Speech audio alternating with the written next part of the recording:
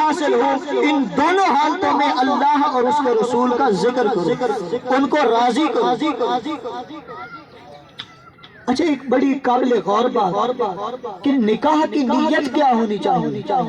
نکاح کی نیت کیا ہونی چاہیے؟ کچھ لوگ نکاح کرتے ہیں نفسانی خواہشات کو پورا کرنے کے لیے، کچھ لوگ اس لیے نکاح کرتے ہیں کہ اس سے ہماری نسل بڑھے گی، اور تیسرا گروہ جو بڑا محبوب گروہ ہے وہ ایسے لوگ ہیں جو اس لیے نکاح کرتے ہیں کہ اس سے میرے آقا خوش ہوتے ہیں، اس سے میرے حضور خوش ہوتے ہیں، اور حضور جو خوش تو رب بھی خوش، حضور جو خوش تو رب بھی خوش، اور ایسی اولاد پیدا ہوتی ہے جو ہاتھ باندھ کے کھڑی ہوتی ہے، ہاتھ میں جوتا لے کے نہیں کھڑی ہوتی بلکہ ہاتھ باندھ کے کھڑی ہوتی ہے، جس نکاح کی محفل میں حضور کا میلاد منایا جاتا ہے، جس نکاح کی نیت حضور کی امت کو بڑھانے کے لیے اور اللہ اور اس کی رضا کو اختیار کرنے کے لیے کیا جاتا ہے، وہ صالح اور نیک اولاد پیدا ہوتی ہے۔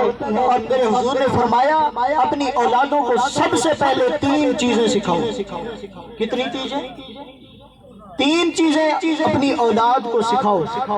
میرے حضور فرماتے ہیں سب سے پہلے اپنی اولادوں کو میری محبت سکھاؤ، میرا عشق سکھاؤ، میرا ادب سکھاؤ، اور دوسری چیز میرے آقا نے فرمایا سب سے پہلے اپنی اولادوں کو قرآن کریم کی محبت سکھاؤ، قرآن کریم کا ادب و احترام سکھاؤ، قرآن پڑھنا سکھاؤ، اور تیسری چیز میرے حضور فرماتے ہیں کہ اپنی اولادوں کو میری اہل بیت کی محبت سکھاؤ، ان کا ادب و احترام سکھاؤ۔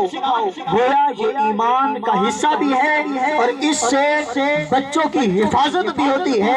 وہ بچے جن کے سینے میں ادب مصطفیٰ ہے، عشق مصطفیٰ ہے، قرآن کا ادب ہے، حضور کی اہل بیت کا محبت ہے، وہ بچے کبھی اپنے والدین کا بے ادب اور بے فرمان نہیں ہو سکتے، کبھی اپنے والدین کا نافرمان نہیں ہو سکتے، بلکہ ان کے اندر حضور کے عشق کی شمع ہوگی، اس کی وجہ سے وہ اپنے والدین کی عزت اور احترام کریں گے، اور پوری خاندان اور پورے قبیلے کا احترام کریں گے، کیونکہ ان کو اس احترام کی حفاظت کا پتہ ہے، اس کی فضیلت کا پتہ ہے۔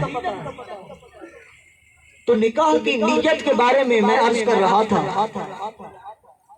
نیت یہ ہونی چاہیے کہ اس سے میرے حضور خوش ہوتے ہیں، اس سے میرے آقا خوش ہوتے ہیں، اور جب نیت بدلے تو یہی نیت عبادت کا باعث بن جاتی ہے، یہی نیت اجر و ثواب کا باعث بن جاتی ہے، کیونکہ حضور نے فرمایا انما الاعمال بالنیات، فرمایا اعمال کا دار و مدار نیتوں کے اوپر ہے، اعمال کا دار و مدار نیتوں کے اوپر ہے۔ اور حضرت مولانا رومی رحمت اللہ علیہ بڑے مشہور محدث ہیں، صوفی بزرگ ہیں، وہ اس نیت کی بڑی خوبصورت مثال پیش کرتے ہیں۔ وہ فرماتے ہیں کہ ایک پیر صاحب گئے مریدوں کے گھر، مریدوں نے بڑا خوبصورت مکان بنایا ہوا تھا، بڑا خوبصورت مکان اور اس کو سجایا ہوا تھا۔ پیر صاحب جب وہاں بیٹھے نا مکان میں،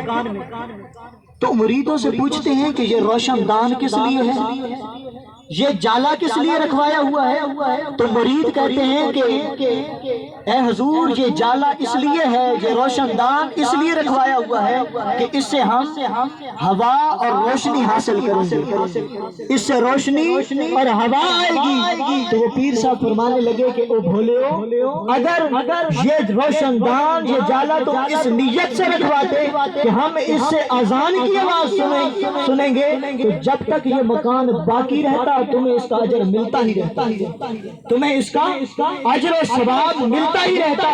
تو جب ہم اس نیت پہ یہ روشن دان رکھتے ہیں کہ اس سے ہم آواز اذان کی سنیں گے، تو کیا ہوا آنا بند ہو جاتی ہے، روشنی آنا بند ہو جاتی ہے؟ صرف نیت بدلی، وہی عمل عبادت بن گیا، وہی عمل راحت و سکون کا باعث بن گیا، اور جب تک وہ عمل باقی رہتا ہے وہ عبادت میں لکھا جاتا ہے۔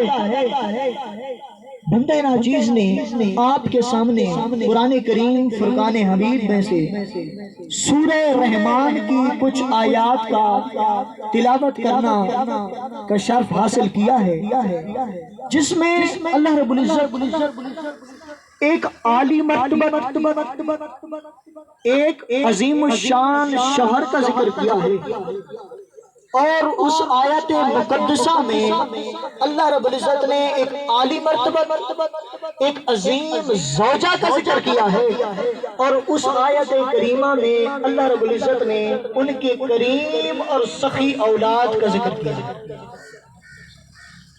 قرآن کریم میں سورہ رحمان کو پڑھ کے دیکھیں تو سورہ رحمان میں اللہ رب العزت نے ارشاد فرمایا مرج البحرین یلتقیان بینہما برزخ لا یبغیان، فرمایا ہم نے دو سمندر بہائے، ہم نے دو سمندر بہائے جو آپس میں مل رہے ہیں لیکن ایک دوسرے میں خلط ملط نہیں ہوتے۔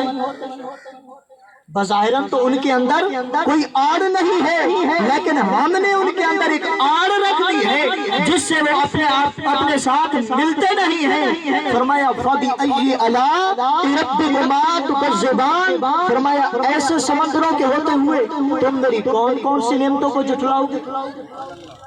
ایسے سمندر عطا کر دیے تو تم میری کون کون سی نعمتوں کو جھٹلاؤ گے؟ یخرج منہما اللؤلؤ والمرجان، فرمایا ان سے موتی اور مرجان نکلتے ہیں۔ جب یہ سمندر ملتے ہیں تو کیا نکلتا ہے؟ موتی اور مرجان۔ ایک جماعت ہے صوفی علماء کی، محدثین کی، انہوں نے اس آیت کی ترجمانی کی ہے کہ ان سمندروں سے مراد بحر ہند اور بحر فارس ہے، بحر ہند اور بحر فارس ہیں، کیونکہ جہاں یہ سمندر ملتے ہیں وہاں سے موتی اور مرجان نکلتے ہیں۔ ایک جماعت ہے عارفوں کی، اللہ والوں کی جماعت، صوفیاء کی جماعت، انہوں نے اس آیت کی بڑی خوبصورت ترجمانی کی، بڑی خوبصورت ٹرانسلیشن کی۔ وہ فرماتے ہیں ان دو سمندروں سے مراد علی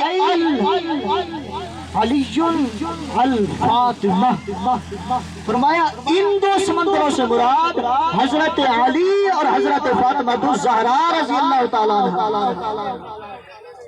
اب اللہ نے ان کو سمندر کیوں کہا؟ اللہ نے ان دو ہستیوں کو سمندر کیوں کہا؟ تو فقہاء اور صوفیاء فرماتے ہیں اس لیے کہ حضرت علی میرے حضور کے علم کا سمندر ہے اور حضرت سیدنا فاطمہ الزہرا یہ میرے حضور کے فخر کا سمندر ہے، اس لیے اللہ نے ان کو سمندر کہا۔ جب یہ سمندر ملے تو کیا نکلا؟ یخرج منہما اللؤلؤ والمرجان، موتی اور مرجان۔ صوفیاء فرماتے ہیں موتی اور مرجان سے مراد الحسن والحسین، حضرت امام حسن اور حسین علیہ السلام۔ اور یہ ان سمندروں کا ملاپ بھی دو مرتبہ ہوا، ان سمندروں کا ملاپ دو مرتبہ ہوا۔ پہلا ملاپ عرشوں پہ خود خدا نے کیا، دوسرا ملاپ عرشوں پہ خود مصطفیٰ نے کیا۔ پہلا ملاپ اس کو خطیب بغدادی نے اپنی کتب کے اندر، امام جلال الدین سیوطی نے اور امام ترمذی نے اپنی کتب کے اندر لکھا ہے کہ جبرائیل امین میرے حضور کی بارگاہ میں حاضر ہوتے ہیں، عرض کرتے ہیں یا رسول اللہ، اللہ نے سلام بھیجا ہے اور ساتھ یہ پیغام بھیجا ہے کہ اللہ نے حضرت علی اور حضرت فاطمہ الزہرا کا نکاح کر دیا ہے، نکاح کر دیا۔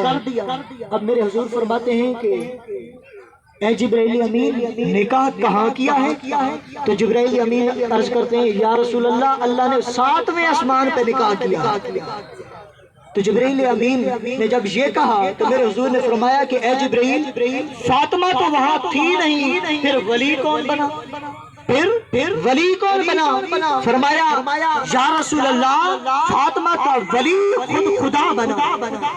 اور یہ قرآن کی آیت ہے، اللہ ولی المؤمنین، فرمایا اللہ مومنوں کا ولی ہے، گویا فاطمہ کا ولی خود خدا بنا۔ پھر میرے حضور نے فرمایا اے جبریل، پھر اس نکاح میں خطبہ کس نے دیا؟ تو جبرائیل امین عرض کرتے ہیں یا رسول